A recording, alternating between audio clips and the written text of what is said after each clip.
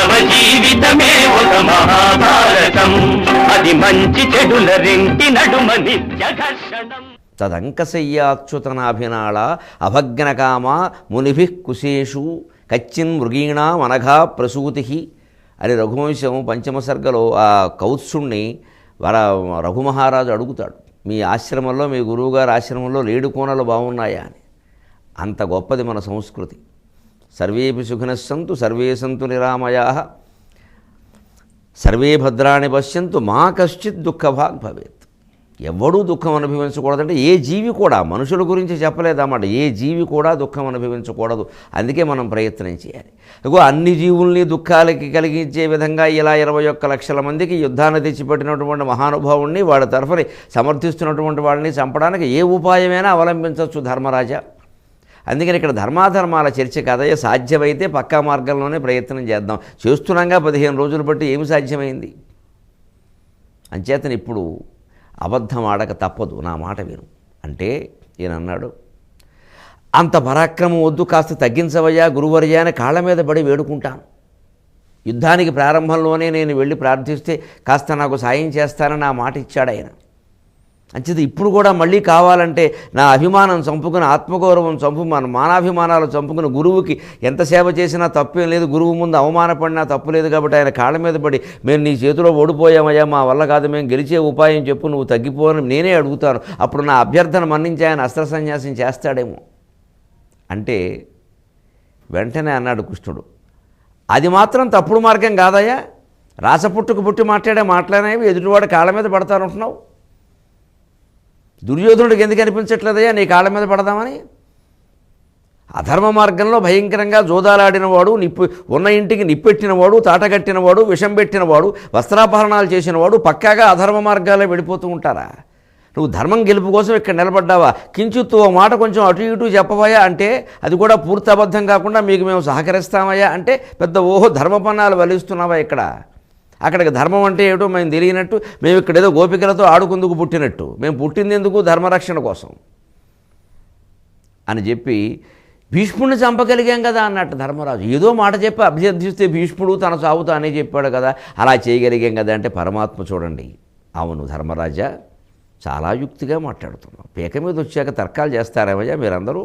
అర్జునుడు అంతే, యుద్ధరంగం మధ్యలోకి వచ్చాక గాంధీవం సంసదేహస్తాత్వక్చేవ పరిదక్ష్యతే వ్యపధశ్చ శరీరేమే రోమహర్షశ్చ జాయతే. ఏం అన్నదమ్ములయ్యా, ఏం పౌరుషమయ్యా.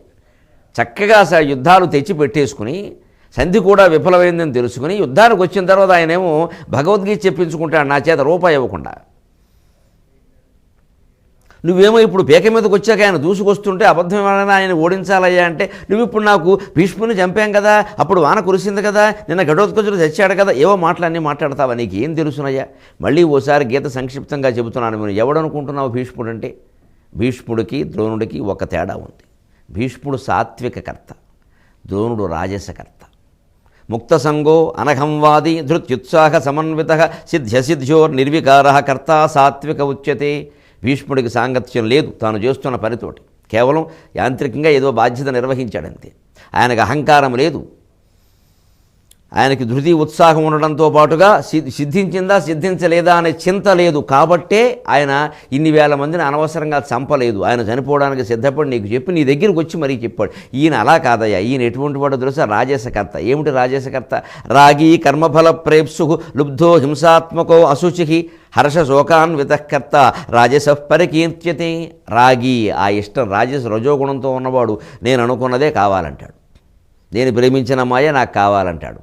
కులం కాదన్నా వెండు, వయస్సు ఎక్కువన్నా వెండు, మనకి పద్ధతి సంప్రదాయాలు తెలియవన్నా వినడు, లేదురా అమ్మాయి గురించి వేరే మాటలు వినపడుతున్నాయన్నా వినడు, నాకు అదే కావాలంటాడు.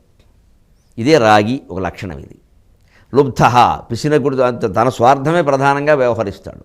కర్మఫల ప్రేప్సుకు పనికి పెద్ద ఫలితాన్ని ఆశిస్తాడు, రాకపోతే దుఃఖపడిపోతూ ఉంటాడు.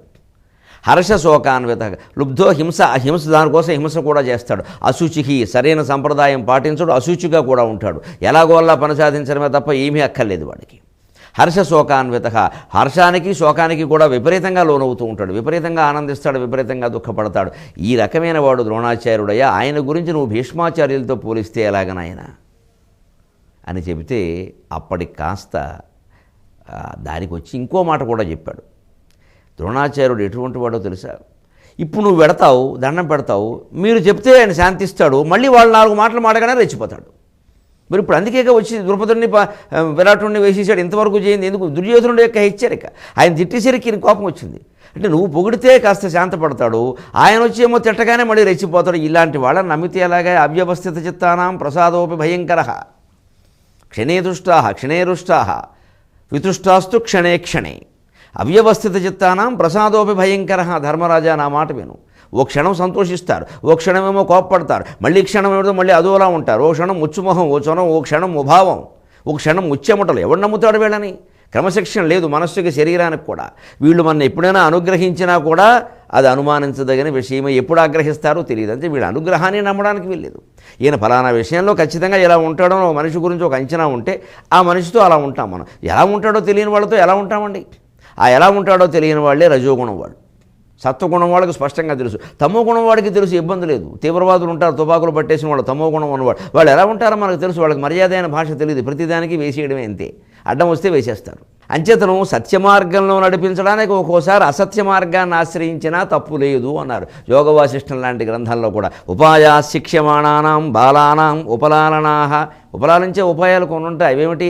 అసత్యేవర్త్మని స్థిత్వ తతసత్యం సమీహతే.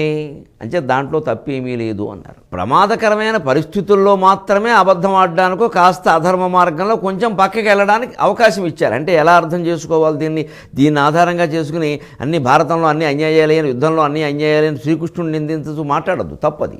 ఇప్పుడు ఒక దారిలో పెడుతున్నాం మనం, కొంతవరకు దారి బాగానే ఉంది, అక్కడేవో ముళ్ళో రాళ్ళో ఏవో ఉన్నాయి, కాస్త ఈ పక్కదారి వేశారు, రోడ్డు డైవర్షన్ అంటారు. నువ్వు పక్క నుంచి పెడతావా వెళ్ళవా? ఇక శాశ్వతంగా పక్క నుంచే పెడతానంటే పక్కలోకి పోతావు. ఇది అర్థమైతే అది అర్థం. ఏదో రోడ్డు బాగు చేస్తున్నారు, లేకపోతే ఏదో రోడ్లో ప్రమాదం ఉంది, కాసేపు మళ్లించడం కోసం రోడ్డు డైవర్షన్, రోడ్డు పక్కకే అని పెట్టారు, చిన్న బల్ల పెట్టారు. మనం పెడుతున్నామా లేదా? ఎంతసేపు? కొద్ది రోజులు, కొద్ది సమయం, కొద్ది పద్ధతులు. అంతేగాని పూర్తిగా మళ్ళీ అవతలకి వెళ్ళి వెళ్ళగానే ఈ దారిలోకి వచ్చామా లేదా?